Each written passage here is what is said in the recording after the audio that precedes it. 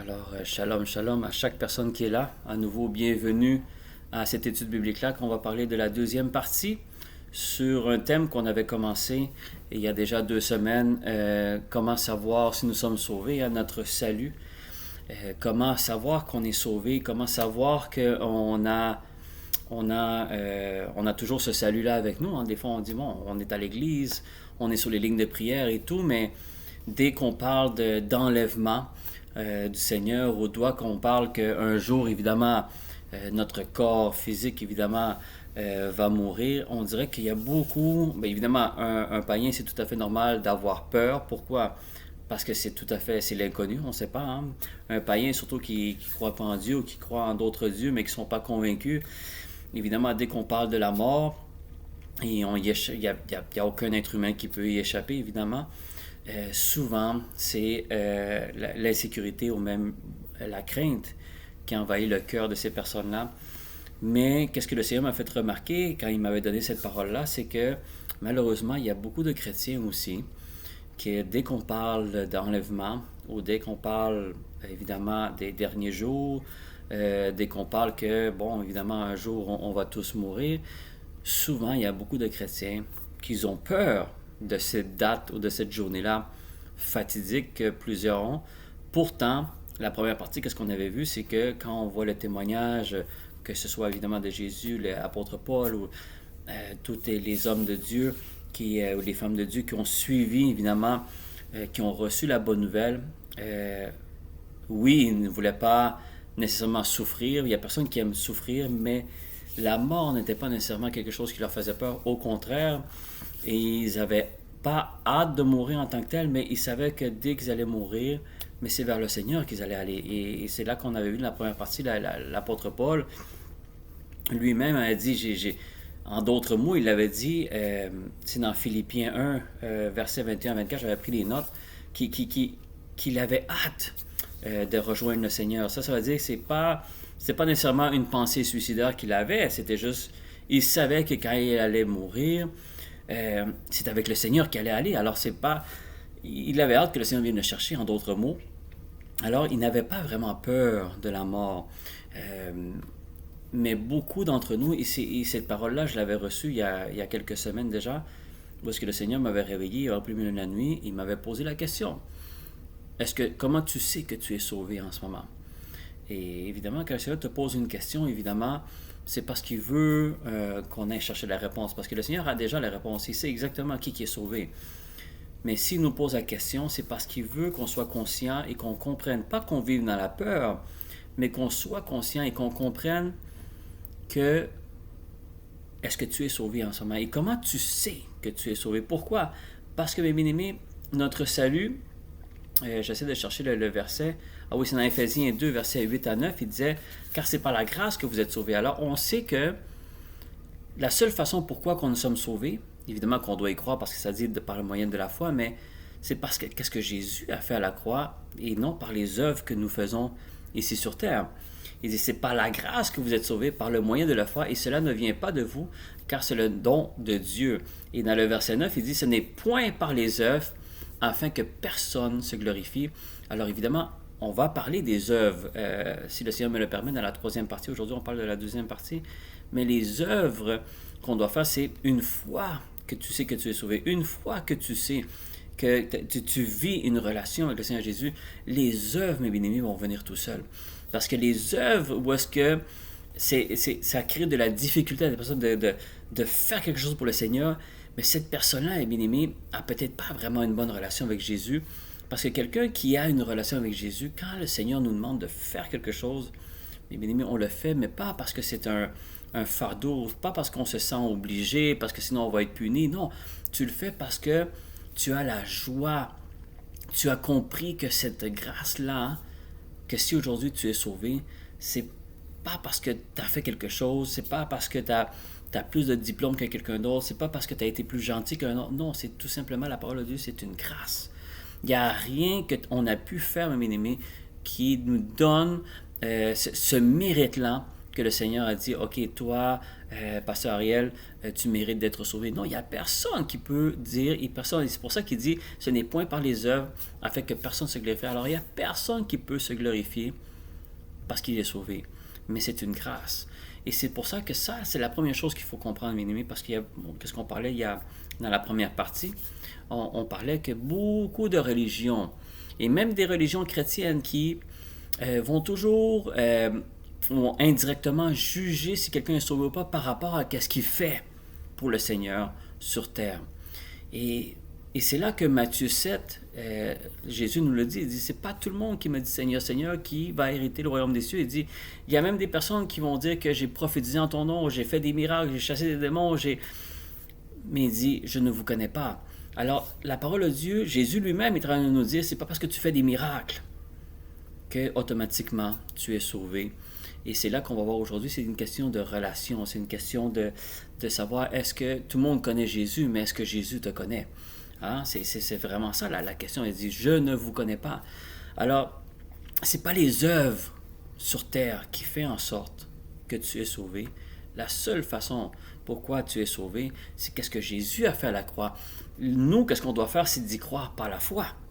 Ça veut dire que on n'a aucune preuve scientifique, on n'a aucune preuve géographique, on n'a aucune preuve. Il n'y a personne qui peut venir avec des papiers devant nous ou une map ou n'importe quelle preuve devant nous dire j'ai la preuve concrète qu'il y a 2000 ans Jésus est venu, il a fait tout ça. Non, il n'y a personne. Et le Seigneur il fait que, et c'est comme s'il fait exprès pour que ça arrive comme ça parce qu'il ne veut pas que tu crois en lui parce que maintenant tu as des preuves ou pas. Non, il faut que ton salut soit toujours basé sur la foi. Et la foi, on sait, c'est la ferme assurance des choses à venir, des choses que tu ne vois pas, mais que tu es convaincu que tu vas l'avoir là. Notre salut, bien-aimé, est basé sur la foi que tu vas avoir à ce que Jésus a fait était suffisant pour aujourd'hui, si tu y crois, c'est suffisant aujourd'hui pour que le châtiment que tu méritais, c'est complètement effacé. Parce que Jésus est allé à la croix à notre place. Ça fait en sorte que quelqu'un est sauvé. Et justement, je n'ai pas le verset en ce moment, mais vous savez tous que Jésus a été crucifié au milieu de deux autres personnes. Et ces deux autres personnes, on ne connaît pas leur histoire, mais apparemment, c'était des criminels. On ne sait pas si ils ont fait voler, ils ont violé, on ne sait pas, ils ont tué. La raison, ils étaient là parce qu'évidemment, ceux qui crucifiaient ces personnes-là, c'est des personnes qui faisaient des actions très, très graves. Ils étaient crucifiés. Alors, ils étaient au milieu de deux personnes, évidemment, qui étaient des meurtriers ou quelle que soit leur condamnation. Alors, c'est des personnes qui n'avaient pas des bonnes œuvres dans leur vie. Hein? S'ils sont là, c'est parce qu'ils ont été pris en flagrant délit. Mais il y en a un d'entre eux qui a accepté Jésus. Il y en a un qui l'a renié, on le sait. Il y en a un qui l'insultait et tout, mais un des deux a cru en Jésus. Il l'a accepté, il a reconnu que Jésus était le Fils de Dieu. Et on voit dans la parole de Dieu que Jésus il dit, on se revoit dans le royaume, on se revoit dans le ciel. Je ne me rappelle pas exactement la phrase, mais c'est en voulant dire, la personne, la seule chose qu'il a fallu qu'elle fasse, c'est de croire en Jésus. Et Jésus lui a dit, on se revoit en haut. Ça veut dire que Jésus a voulu dire que juste avec cette action de foi qu'il a fait, il est sauvé. Pourtant, sa vie n'était sûrement peut-être pas un exemple de belles œuvres et tout. On ne connaît pas la vie de cette personne-là, mais la seule chose qu'on sait, c'est qu'il a été condamné pour un crime ou des crimes. Alors, c'est comme si quelqu'un qui est en prison en ce moment accepte le Seigneur Jésus et il s'en va, je ne sais pas moi, à la chaise électrique ou quelle que soit la condamnation à mort qu'il a. Et juste avant de mourir, il accepte Jésus comme Seigneur et Sauveur. Si on se fie à ce qui est écrit dans la parole de Dieu, cette personne-là, quels que soient les crimes qu'il a commis, il est sauvé. Automatiquement. Et c'est ce qui est arrivé avec un des deux prisonniers qui était là crucifié avec Jésus. Il y en a un qui n'a pas cru, et l'autre, il a cru, et Jésus lui a confirmé qu'il s'en allait au ciel. Il a confirmé que cette personne-là était sauvée. Alors, ça aussi, c'est un autre exemple où est-ce qu'on voit que ce n'est pas les œuvres d'une personne qui fait que tu es sauvé, mais sinon, c'est ce que Jésus a fait à la croix et qu'aujourd'hui, par la foi, tu y crois. Et c'est ce qui fait que la condamnation, si on pourrait dire, la colère de Dieu ne va pas s'abattre sur cette personne-là. Au contraire, il va être complètement justifié C'est pour ça que nous sommes appelés justes, pas parce que nous sommes justes, c'est parce que le Seigneur nous a justifiés avec ce qu'il a fait à la croix. Alors ça, c'était la première partie, c'est de vraiment pas aller chercher trop loin à dire, ben il faut que je fasse ci, il faut que je fasse ça, sinon je vais perdre mon salut. Non. Le salut, bien aimé, s'il y a quelque chose que vous ne voulez pas perdre, ou que vous êtes peut-être en danger de perdre, le salut, c'est quelqu'un évidemment qui retourne dans le péché, qui retourne dans le monde, mais surtout, si tu perds la foi. Si par exemple, et c'est ce qu'on va voir aujourd'hui, c'est ce qu'on va voir cette deuxième partie-là, qu'est-ce qui arrive, c'est que quand tu donnes ta vie au Seigneur, ta foi, on dirait qu'elle est à un haut niveau. Hein? Tu as tous les mêmes problèmes que tu avais avant, mais là, tout d'un coup, tu te sens léger, tu te sens d'attaque, tu te sens bien, parce que tu es convaincu que qu'est-ce que Jésus était à la croix maintenant sauve ton âme de l'enfer.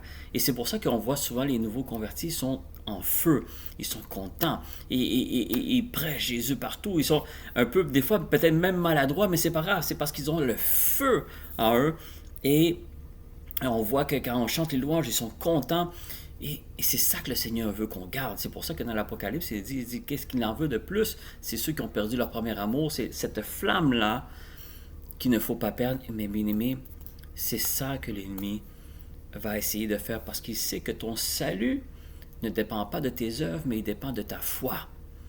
Et si ta foi diminue, bien évidemment, c'est là que ton salut est en jeu. Parce que ton salut est même basé. C'est pour ça qu'il dit que nous sommes sauvés par la grâce, qu'on sommes sauvés, mais c'est par le moyen de la foi. Alors, c'est notre salut est basé sur la foi. Si un chrétien que ça fait 15 ans, 20 ans, ou même 10 ans qu'il est à l'Église, et commence à douter du Seigneur, bien-aimé, ou il commence à douter de la parole de Dieu, bien, son salut est en jeu. Parce que son salut, il doit être convaincu, comme l'apôtre Paul, on l'avait vu dans Philippiens 1, verset 21, il a dit il avait hâte d'aller voir le Seigneur. Pourquoi? Parce que sa foi, malgré toutes les difficultés qu'il avait, il a passé presque toute sa vie chrétienne en prison, ça ne l'a jamais affecté sa foi. Parce qu'il savait que qu'est-ce que le Seigneur avait fait et qu'est-ce que le Seigneur a préparé pour lui après, c'est beaucoup plus supérieur à tous les malheurs qu'il peut vivre ici sur terre. C'est pour ça qu'il dit tous les problèmes que tu vis là, il dit c'est rien à comparer à qu'est-ce qui nous attend quand on va être avec le Seigneur. Parce que quand on va être avec le Seigneur, mais bien aimé, c'est pas pour quelques années là.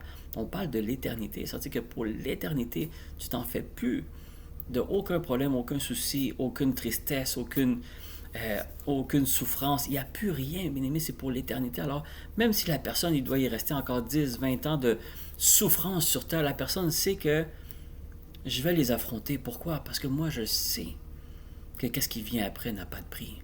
Puis c'est pour l'éternité. Et c'est ça quelqu'un qui n'a pas la foi ébranlée. C'est que malgré tout ce qui peut arriver dans sa vie ou qui peut arriver dans le monde en ce moment, ta foi ne doit pas être ébranlée parce que tu sais que qu'est-ce qui vient après est beaucoup de plus supérieur à n'importe quelle joie que l'homme peut te donner dans ce monde. Et aujourd'hui, on va voir un exemple parce que la deuxième partie, bien aimé, c'est la relation. Quelqu'un qui reçoit le Seigneur Jésus dans sa vie, le Seigneur, comme Seigneur et Sauveur, on le sait, c'est quelqu'un qui va, évidemment, il sent la paix, il est plus léger, il se sent mieux, on le voit, il y a une excitation, il est chaud pour le Seigneur et tout. Mais le plus important, c'est une fois rendu là, il faut commencer à bâtir une relation avec le Seigneur. Et évidemment, des exemples dans la parole de Dieu, mais je pourrais en nommer il y a des centaines et des centaines de versets, ou peut-être même des milliers de versets, parce que même dans l'Ancien Testament aussi, c'est quoi avoir une relation avec le Seigneur. Mais moi, je pense que chacun d'entre nous connaît très bien c'est quoi avoir une relation avec le Seigneur, mais le Seigneur m'a donné une parole aujourd'hui pour qu'on comprenne pas seulement comment avoir une relation avec le Seigneur, mais comment l'ennemi peut refroidir la relation de quelqu'un. Comment l'ennemi, peut refroidir la vie de quelqu'un, mais on va voir, mes bien-aimés, aujourd'hui on va parler beaucoup de la vie et du témoignage que Jésus nous a donné sur Jean-Baptiste. Et c'est une parole que j'avais reçue cette semaine par rapport à un peu comparer la relation que quelqu'un peut avoir avec le Seigneur versus à comment quelqu'un aussi peut arriver à douter même du Seigneur. Et on va le voir avec Jean-Baptiste, parce que Jean-Baptiste, évidemment, évidemment, comme Jésus l'a dit, un grand prophète, c'est ce qu'on va lire en ce moment pour lui. Évidemment, de tout homme qui est né d'une femme, il n'y avait pas plus grand que Jean-Baptiste. Et on va le voir justement dans Matthieu 11, 11. Matthieu 11, 11, c'est là où est-ce que Jésus nous parle. Qui est Jean-Baptiste? Hein? Je pense que le verset 8, 9, 10 et 11 parle de cela, mais je voulais vous... Parce que là, il parle au monde, qui vous êtes allé voir au désert? Hein, en voulant dire comme, est-ce que vous savez c'est qui Jean-Baptiste? Hein, en d'autres mots, c'est ça que Jésus voulait dire aux disciples qui étaient là et aux personnes qui étaient là. Et regardez qu'est-ce que la réponse que Jésus donne il nous donne comme réponse dans Matthieu 11, 11, il dit, je vous le dis en vérité, parmi ceux qui sont nés d'une femme, il n'en a point paru de plus grand que Jean-Baptiste. Et après, il dit, cependant, le plus petit dans le royaume des cieux est plus grand que lui. Mais je veux qu'on se concentre surtout sur la première phrase. Jésus est en train de nous dire que tout homme qui est né d'une femme avant lui, évidemment, il n'y a pas eu plus grand que Jean-Baptiste. Et moi, la première réaction que j'ai en lisant ce verset-là, et je pense que vous l'avez tous eu, c'est que le Seigneur est en train, Jésus lui-même est en train de mettre Jean-Baptiste à un piédestal beaucoup plus élevé que tous les autres prophètes dans l'Ancien Testament. Et on va voir que vous allez comprendre le pourquoi. On passe tout de suite à Moïse, on parle d'Ésaïe, on peut penser à Élie, Élisée, on peut parler à Ézéchiel et Jérémie, bon, des prophètes, des grands prophètes, on en a eu dans l'Ancien Testament. Mais il dit, Jean-Baptiste était encore plus grand, il a paru plus grand. Il n'y a point paru de plus grand que Jean-Baptiste. Alors, mais quand on regarde la parole de Dieu, bien-aimé, quand vous commencez à lire l'Évangile et les témoignages de Jean-Baptiste, la parole de Dieu ne nous mentionne pas vraiment quelqu'un qui fait des miracles. On n'a pas vu dans la parole de Dieu qu'il est en train de chasser les démons, guérir des malades comme Jésus l'a fait. Là, non? Quand on regarde le ministère de Jean-Baptiste, il venait préparer, évidemment, on sait, il venait préparer le chemin pour le Seigneur Jésus, mais ça a été celui qui a commencé à parler évidemment de la repentance, commencé à préparer le cœur du monde. Pourquoi? Parce que c'était ça, préparer le chemin. Et il a commencé le baptême, il a commencé à baptiser le monde, et là le monde a commencé à être baptisé avant que Jésus... Mais qu'est-ce que Jean-Baptiste faisait? Il était en train de préparer le chemin. Il était en train de... Parce qu'il savait que Jésus, bien, évidemment, le Christ pour lui, évidemment, le Seigneur, la promesse qu'on voyait dans les Écritures arrivait et que lui était celui qui devait préparer. Alors, il était conscient de son appel et il respectait exactement ce que son appel lui disait. Et c'était quelqu'un qui était constamment détaché des choses du monde. Il était complètement à 100%, si on pourrait dire, dans son appel, et il savait exactement ce qu'il devait faire et pour qui qu'il le faisait. Pourquoi? Parce qu'il se faisait toujours questionner, est-ce que c'est toi le Messie? Est-ce que c'est lui qu'on doit attendre? Et non, il a toujours nié qu'il était le Messie. Il savait exactement. Il a dit, moi je suis celui qui est écrit dans les Écritures, qui prépare le chemin. Alors, vous voyez que Jean-Baptiste était exactement au bon endroit, au bon moment. Il savait exactement. Et pourquoi? C'est parce qu'il avait évidemment une relation avec le Seigneur. Il était dirigé par l'Esprit de Dieu. Et il savait, mais pourtant, on ne voit pas de miracles. On ne voit pas des choses comme on a vu après avec Jésus. Alors, encore une fois, mes bien-aimés, on voit que Jésus est en train de mettre Jean-Baptiste à un plus haut niveau de plusieurs prophètes qui sont dans l'Ancien Testament où est-ce qu'ils font des miracles incroyables. On peut parler de Moïse, on peut parler de Élie, Élisée qui ont fait des miracles qu'on pouvait voir de nos yeux physiques, des choses incroyables que le Seigneur les a utilisés à faire. Mais vous voyez, ça, c'est un autre exemple, mes bien-aimés, que c'est pas vraiment les œuvres qui fait en sorte que le Seigneur va te catégoriser petit, grand, moyen. C'est vraiment une question de relation, c'est vraiment une question d'appel, c'est vraiment une question où est-ce que ton cœur est et où est-ce que plus proche tu es du Seigneur Jésus. Et on sait que tout le monde, tous les prophètes ont prophétisé sur Jésus de différentes façons. Évidemment, ce n'était pas écrit Jésus, mais ils prophétisaient sur le Fils de Dieu qui devait arriver, le Christ qui devait arriver. Mais Jean-Baptiste a été celui où est-ce qu'il a été le plus proche. Évidemment, physiquement, il a connu Jésus, mais où est-ce que son appel l'a amené le plus proche à à la repentance, au royaume, à vraiment ouvrir la porte et préparer le chemin pour Jésus. Et vraiment, quand on voit que Jean-Baptiste n'a pas vraiment fait des miracles pour impressionner le monde, mais la façon qu'il a fait son appel, la façon qu'il a eu cette relation-là, la façon qu'il était proche du Seigneur, malgré qu'il ne l'avait pas vu physiquement encore, Jésus l'a défini comme quelqu'un qui était encore plus grand que plusieurs autres qui sont nés d'une femme.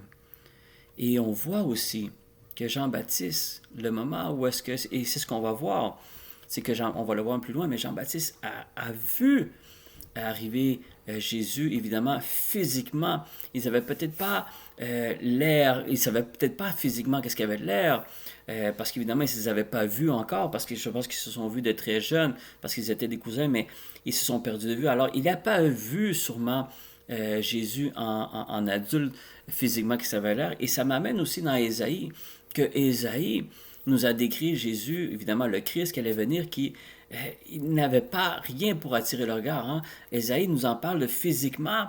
Le Christ n'avait pas quelqu'un qui attirait le regard. Il n'était pas plus brillant qu'un autre, il n'était pas plus beau qu'un autre, il n'avait pas les plus beaux cheveux qu'un autre.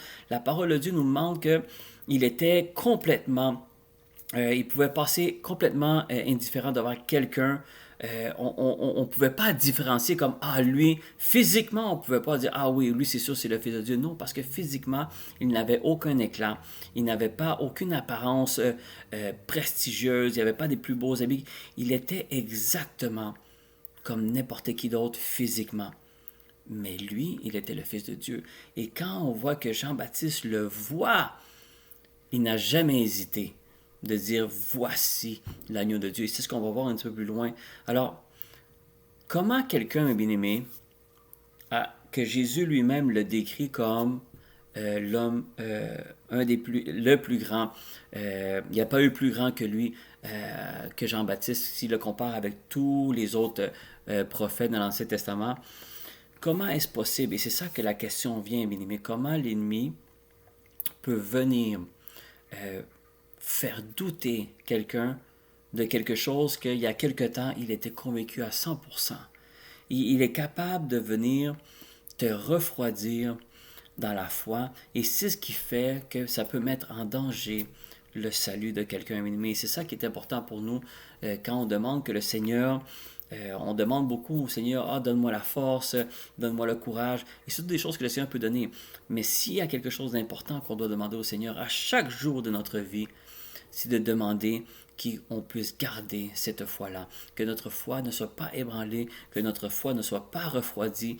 Pourquoi? Parce que c'est la foi qui est importante. Et on va voir maintenant, Jean-Baptiste aussi, mes amis, a eu on pourrait dire, une petite faiblesse dans cette foi-là. Et ça m'avait toujours marqué, parce que Jean-Baptiste a toujours été quelqu'un, Jésus le considère dans les plus grands, mais aussi, c'est quelqu'un où est-ce qu'on voyait qu'il n'y avait personne qui pouvait venir changer d'avis à qu'est-ce que Jean-Baptiste croyait.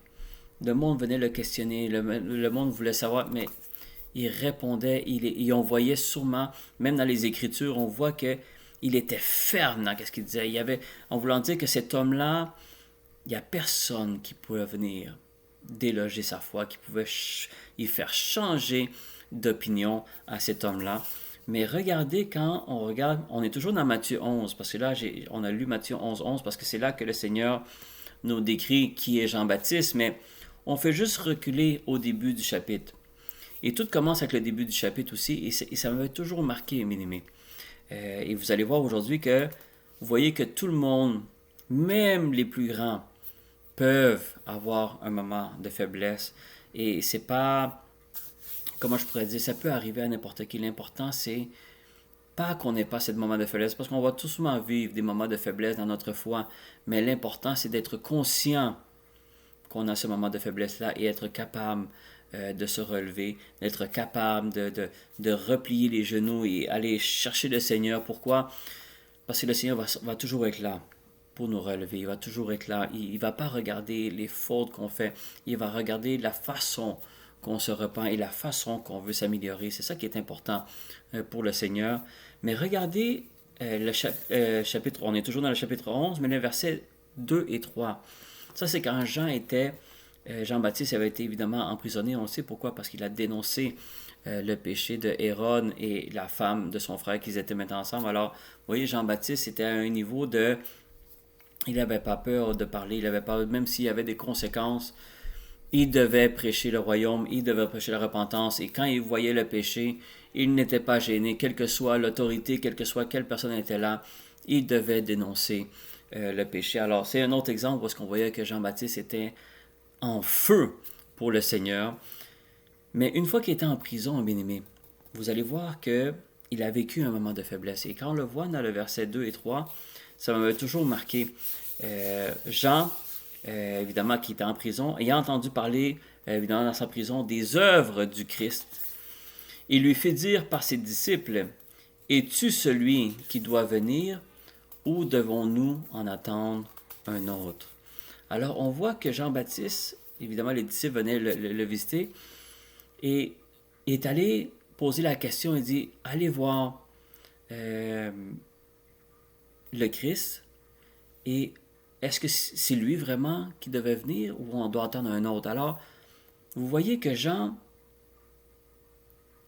autant qu'il était convaincu quand il a vu Jésus pour la première fois, que c'est l'agneau de Dieu, et ça on le voit dans Jean 1, versets 29 à 31, on va le lire tout de suite pour qu'on comprenne vraiment que comment est-ce possible qu'une personne était tellement convaincue quand il a vu le Christ arriver devant lui, et il savait que c'était l'agneau de Dieu, et là maintenant, il envoie ses disciples pour demander, est-ce que vraiment est celui-là, ou il faut qu'on entende un autre? Vous voyez comment est-ce possible? Il était convaincu, et là demain il pose la question, on voit est-ce que c'est vraiment le Christ, ou il faut en entendre un autre? Mais regardez, pour ceux qui prennent des notes, Jean 1, verset 29, 31, ça c'est pendant qu'il baptisait.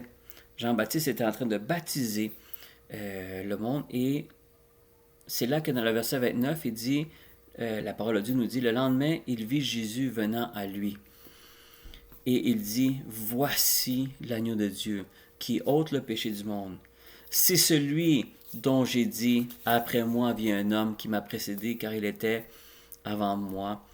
Je ne le connaissais pas, mais c'est afin qu'il fût manifesté à Israël et que je suis venu baptiser d'eau.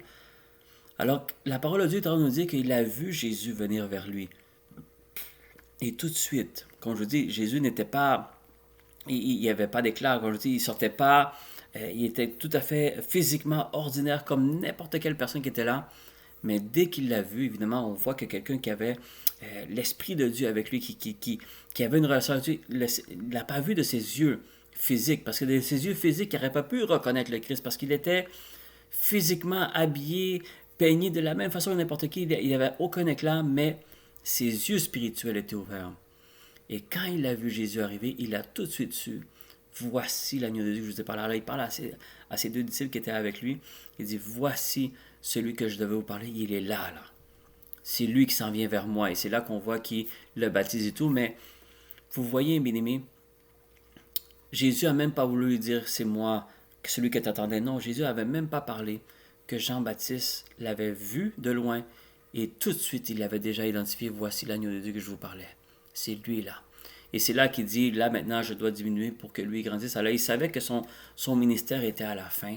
Pourquoi? Parce qu'il devait laisser la place au Christ à commencer son ministère. Et c'est pour ça que c'est là qu'il y a eu le baptême et il voyait l'Esprit descendre comme une colombe. Et là Jésus a amené vers le désert. Mais qu'est-ce que je vais vous faire voir en ce moment? C'est que Jean-Baptiste, dès qu'il a vu le Christ, dès qu'il a vu Jésus, il n'a pas hésité un moment. Il savait que c'était l'agneau de Dieu, le Fils de Dieu.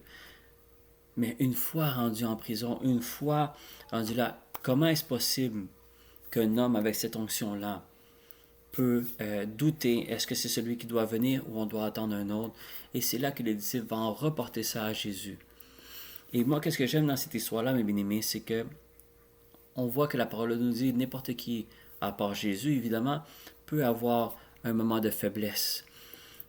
Mais qu'est-ce que j'aime, c'est que Jésus, quand il reçoit cette parole-là, il dit, allez dire à Jean que, évidemment, les boiteux marchent, les démons sont chassés, la bonne nouvelle est prêchée. Alors, il envoie comme message à Jean, allez reporter en voulant dire, oui, c'est moi le Christ, évidemment en d'autres mots, en voulant dire, oui, les malades sont guéris, oui, les boiteux ils marchent, oui, les démons sont chassés, oui, la bonne nouvelle est prêchée. Comme allez confirmer à Jean que c'est moi. C'est ça qu'il a voulu dire, mais en d'autres mots. Alors Jésus n'est pas venu avec un esprit de jugement. Il dit, moi je ne suis pas venu juger le monde, je suis venu sauver le monde. Mais même si Jean a eu un moment de faiblesse dans sa foi, le Seigneur Jésus ne l'a pas condamné. Le Seigneur Jésus ne l'a pas jugé en disant, mais c'est toi qui as prêché sur moi, tu m'as vu, tu m'as toujours reconnu, là maintenant tu doutes sur moi. Il aurait pu dire quelque chose semblable comme ça, Jésus, mais Jésus n'est pas venu faire ça. Il n'est pas venu juger Jean, il n'est pas venu nous juger nous. Parce que s'il devrait faire ça, bien aimé, on est tous condamnés. Sans exception, il n'y a personne qui mérite, comme on avait dit au début de l'étude biblique, il n'y a personne qui mérite son salut. Mais quand il a vu ça, il a dit non, va dire ça à Jean. Va dire que c'est moi le Christ. En voulant dire c'est moi le Christ, qu'il n'ait pas à s'inquiéter. Et sûrement, évidemment, les disciples ont allé reporter. Et un jour, évidemment, quand est arrivé le moment où est-ce qu'il s'est fait décapiter, le Seigneur, sa foi était revenue comme avant. Sa foi, parce que Jésus lui a confirmé, oui, c'est moi le Christ. Et il a continué à croire ça. Il a continué le peu de temps qui lui restait. Il est resté avec cette foi-là. Mais qu'est-ce qui est intéressant, bien aimé, c'est que la parole de Dieu est en train de nous montrer un homme que Jésus lui-même est en train de le considérer comme plus grand que tous les autres prophètes de l'Ancien Testament. On voit que c'était un homme qui était en feu pour le Seigneur. Il savait l'appel qu'il avait. Il savait ce qu'il devait faire. Il savait pour qui il le faisait. C'est quelqu'un qui était en feu pour le royaume et pour qu'est-ce qu'il devait faire, mais il a eu un moment de faiblesse. Et l'important, bien aimé, c'est quand tu arrives dans ce moment de faiblesse-là, il faut que tu sois conscient que tu as ce moment de faiblesse-là et que tu puisses revenir avec le Seigneur sans avoir cet esprit-là de seulement de culpabilité. Oh Seigneur, oui, on se repent et tout, on demande pardon au Seigneur, mais il faut reprendre cette foi-là. Mais l'ennemi va être là de l'autre côté en train de dire, ouais, mais gars, tu as perdu la foi, tu as fait ci, tu es retombé dans ton péché, tu as fait ça. L'ennemi va toujours venir te juger par les œuvres ou les mauvaises œuvres que tu as faites, mais Jésus va toujours être là pour te justifier. Même si on ne le mérite pas, bien, parce qu'on ne mérite pas cette justification-là de Jésus. C'est ça qu'il faut comprendre. On ne le mérite pas, mais Seigneur Jésus nous le donne. Seigneur Jésus nous donne cette justification-là à chaque fois. C'est pour ça que pas l'apôtre Paul, c'était Pierre dans ce temps-là, il avait dit, mais combien de fois je dois pardonner quelqu'un? 7 fois. Et le Seigneur a dit non. Il dit, en d'autres mots, il a voulu dire, non, Pierre, tu n'as pas compris. 7 fois, 77 fois, ça veut dire que c'est pas le chiffre qui est important que le Seigneur voulait nous dire, c'est plus dans le sens comme tant aussi longtemps que quelqu'un a besoin d'un pardon, tu pardonnes. Pourquoi? Parce que moi, je le fais avec toi à chaque jour. À chaque jour, un bien-aimé, le Seigneur nous pardonne. Et quand il nous pardonne aujourd'hui, il sait la façon qu'on va trébucher demain et la semaine prochaine et le mois prochain. Il le sait qu'on va trébucher, on va faire des fautes. Mais il va toujours être là pour te pardonner. Et c'est pour ça, un bien-aimé, que Jean, avec tout l'amour qu'il avait pour Jésus, tout l'amour qu'il avait pour le Seigneur, ça peut arriver à n'importe qui. Il était en prison, un bien-aimé, on ne sait pas qu'est-ce qu'il vivait en prison, c'est pas évident. Il était comme détaché de son appel, et c'est ça qui est important, un bien-aimé. C'est que dès que tu te détaches de faire ce que tu dois faire, un bien-aimé, tranquillement l'ennemi vient refroidir ta foi. Et c'est ce qui est arrivé aussi à Jean. Faut pas être facile à le juger. Tout le monde en aurait tombé comme lui. Je suis convaincu. Pourquoi? Parce que quand quelqu'un est dans son appel, quand quelqu'un est en train de faire son appel à un bien-aimé, cette personne-là, tu ne peux pas ébranler sa foi. Parce qu'il est en plein où est-ce qu'il doit être, avec qui il doit être, et il sait pour qui il le fait. Mais quand il était en prison, parce que lui, il était dans une prison physique, évidemment, il est détaché complètement de son appel, il est tout seul, il n'y a plus personne avec qui parler. Et évidemment, bien aimé, ça peut arriver à n'importe qui, il refroidit. Et l'ennemi, qu'est-ce qu'il fait en ce moment?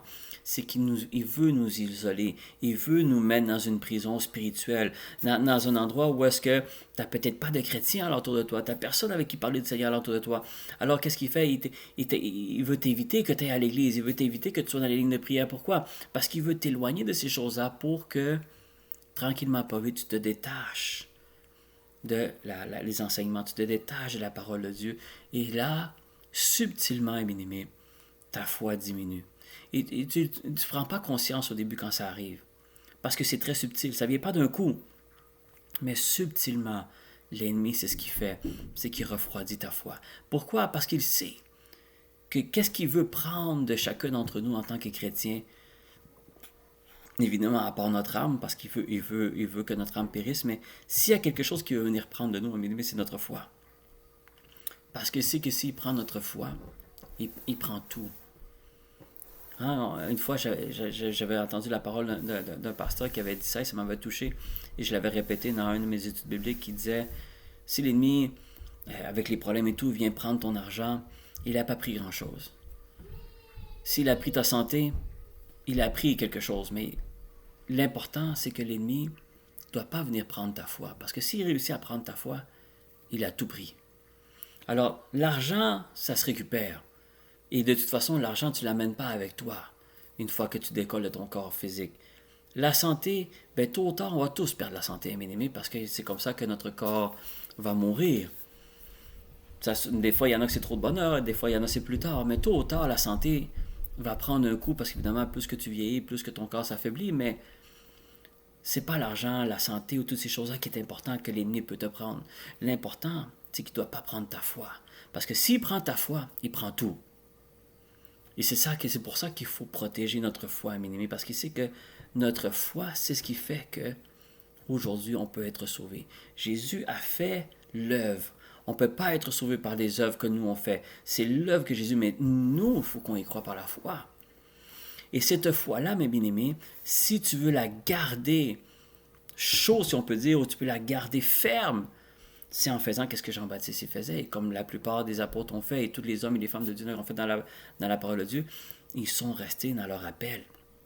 Ils sont restés avec cette relation-là, parce que quelqu'un qui est dans son appel, c'est quelqu'un qui a constamment une relation avec Jésus.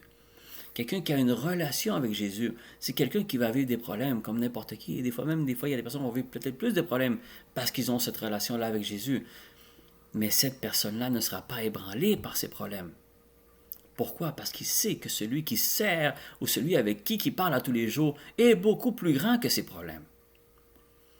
Et même la parole de Dieu nous dit, qu'est-ce que l'homme peut venir te prendre? La pire chose que l'homme peut venir te prendre, c'est ton corps. C'est la mort, dans le fond. La pire chose qui peut t'arriver, c'est de mourir. Mais qui peut vraiment décider si ton âme va à droite ou va à gauche? Il n'y a aucun homme qui a cette autorité-là. Il y a seulement Dieu.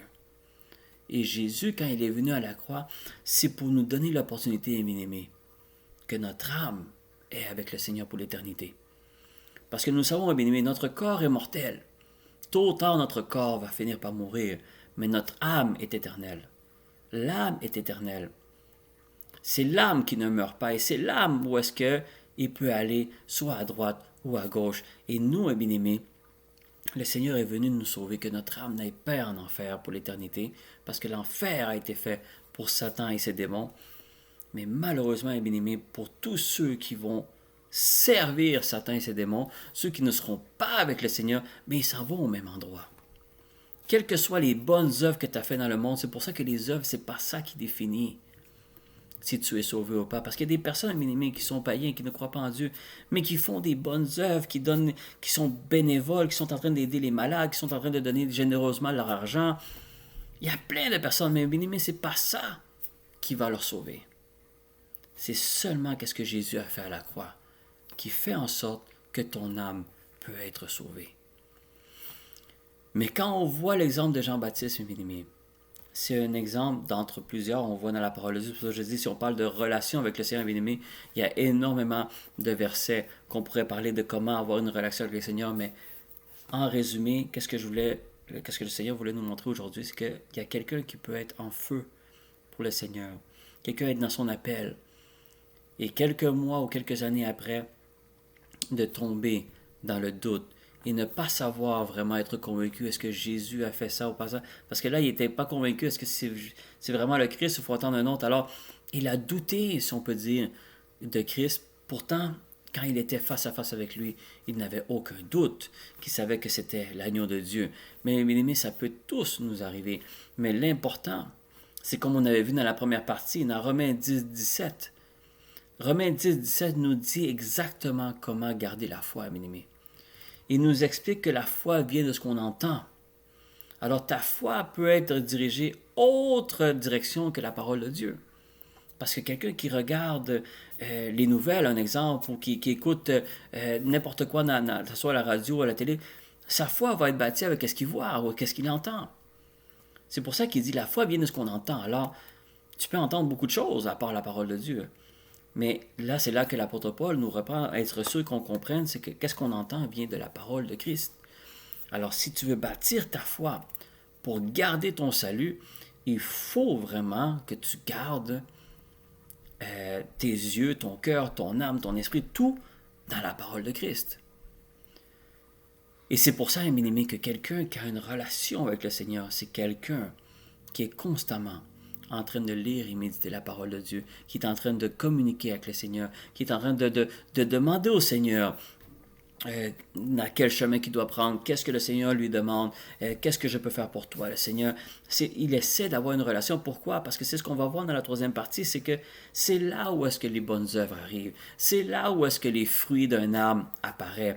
Mais c'est pour ça, bien-aimé, qu'il ne faut pas confondre les œuvres versus ton salut. Non, bien-aimé, ton salut est seulement basé pour ce que Jésus a fait à la croix. Mais les œuvres doivent venir, par contre. Parce que si un chrétien ne fait aucune œuvre non plus, bien aimé, c'est pas quelqu'un qui a vraiment une relation avec le Seigneur et c'est pas quelqu'un qui a sa foi ferme que le Seigneur a fait ça pour lui. Parce que quelqu'un qui est convaincu de la grâce et qui comprend la grâce que Jésus lui a fait, c'est quelqu'un qui veut connaître ce Jésus-là, qui veut connaître encore plus ce Jésus-là, qui veut connaître sa parole, qui veut rentrer à savoir, Seigneur, qu'est-ce que toi tu veux que je fasse pour toi maintenant? Parce que tu as tellement fait pour moi.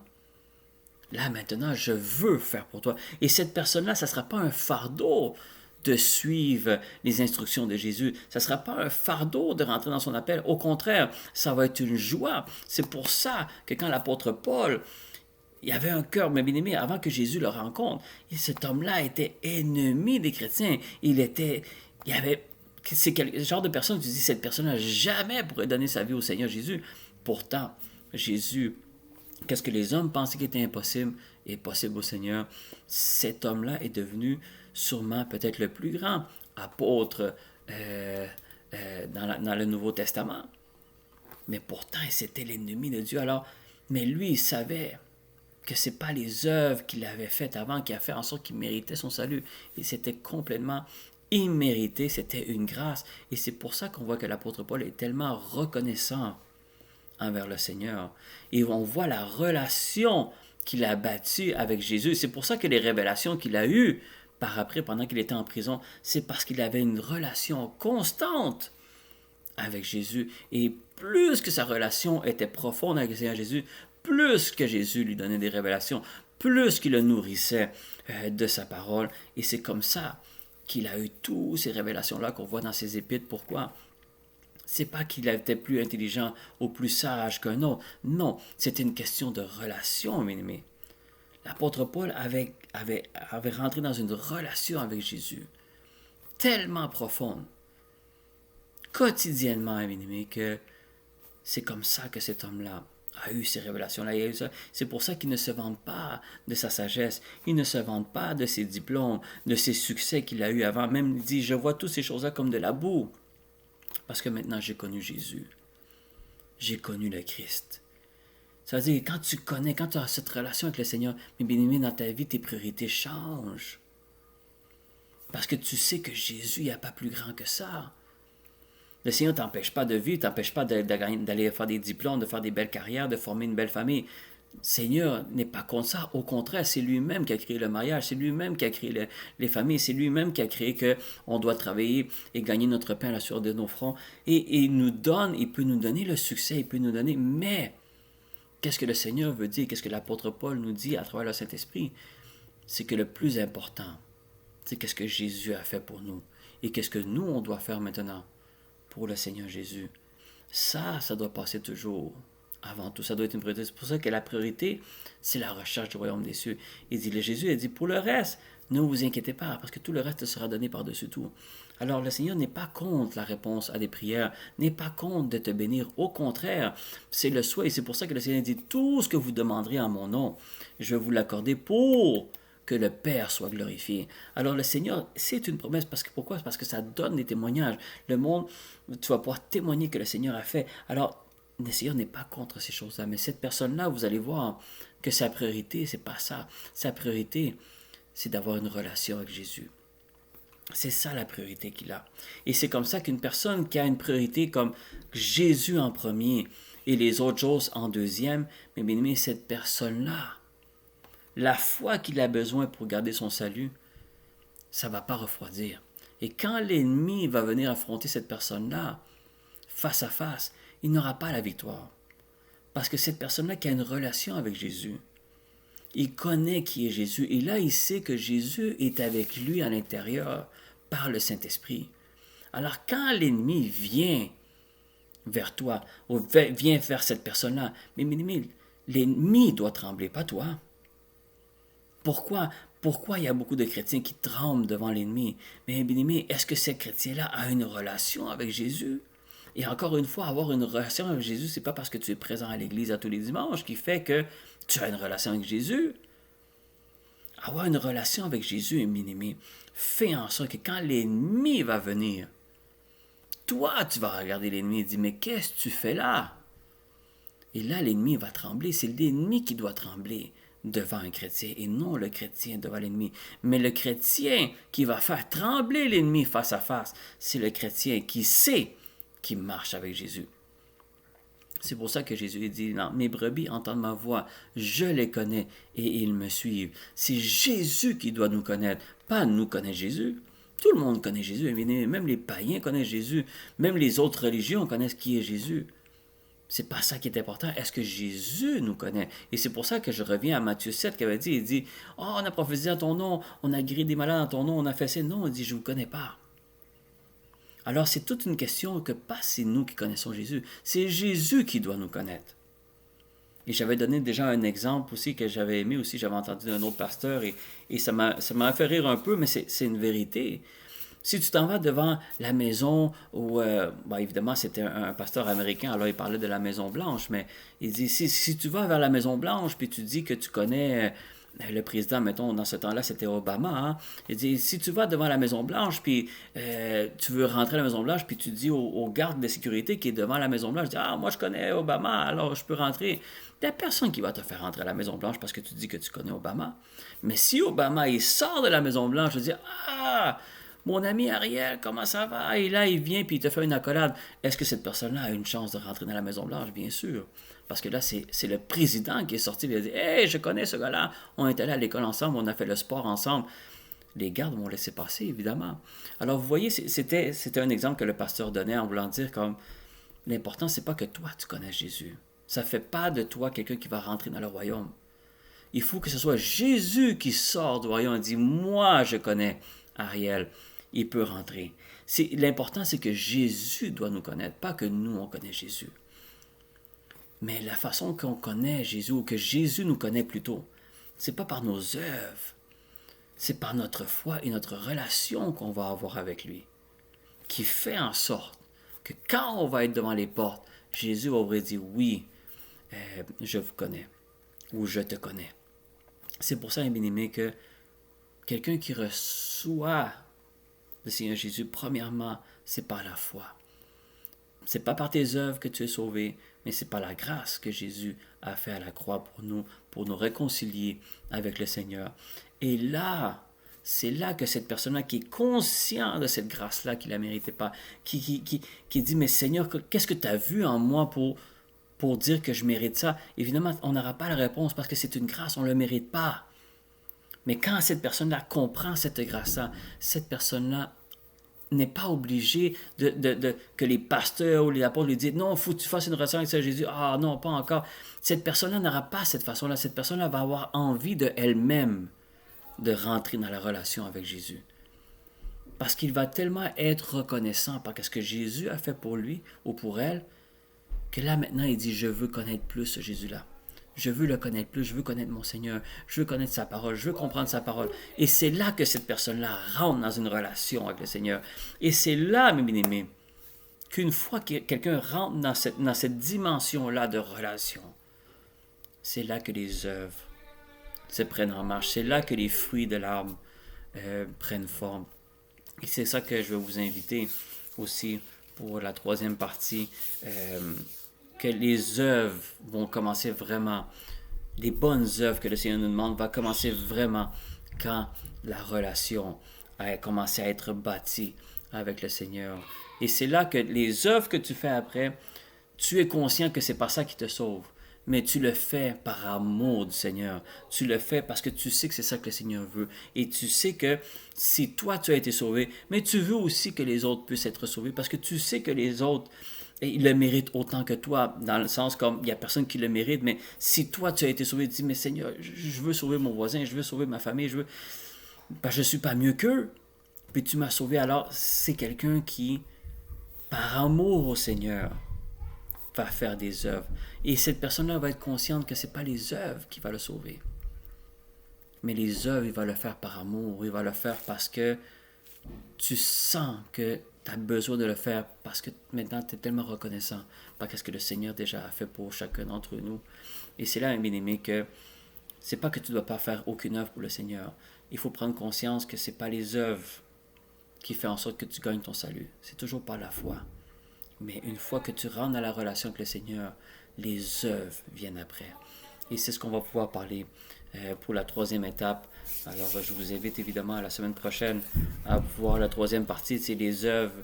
Quelles sont les œuvres? Quels sont les fruits que le Seigneur nous parle? Évidemment, quand il parle des arbres, on reconnaît les arbres par leurs fruits. Hein. Des fois, il y a des mauvais arbres, il y a des bons arbres. Des fois, tu ne vois pas vraiment physiquement cet arbre-là, s'il est bon ou il est mauvais, mais c'est quand les fruits sortent que tu es capable de voir si cet arbre-là a été bien arrosé, est-ce que cet arbre-là a été bien planté au bon endroit. Et c'est comme ça, évidemment, quand tu n'es pas expert, tu le sais, tu vois, oh, l'arbre est beau, mais il est supposé de produire des pommes, mais il n'en produit pas aussi. Il en produit, c'est des pommes qui ne sont pas bonnes à manger. Alors, quelqu'un qui étudie là-dedans, il sait qu'il manque de terre, il manque de l'eau, il manque... Maintenant, le spirituel, c'est la même chose. Les arbres ont l'air tout beaux, mais c'est les fruits qu'on voit par après qui fait une différence de savoir est-ce que cet arbre-là est bien arrosé ou pas. Et c'est ce qu'on va parler dans la troisième partie.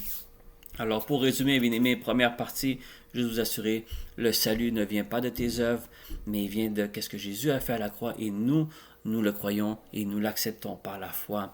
Et une fois, si on veut garder cette foi-là, si on pourrait dire qu'on ne veut pas permettre que la foi se refroidisse, il faut rentrer dans une relation avec le Seigneur. Il faut avoir cette envie-là de connaître encore plus Christ, de connaître encore plus ses enseignements, de connaître plus ses commandements, ses instructions et évidemment connaître encore plus avec le Saint-Esprit. Et c'est comme ça, bien aimé, que l'ennemi ne peut pas venir refroidir ta foi.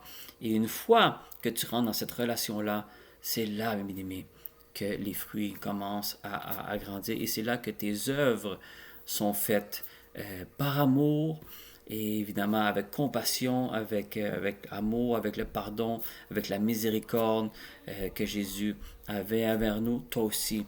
Et chacun d'entre nous, on l'a envers nos prochains.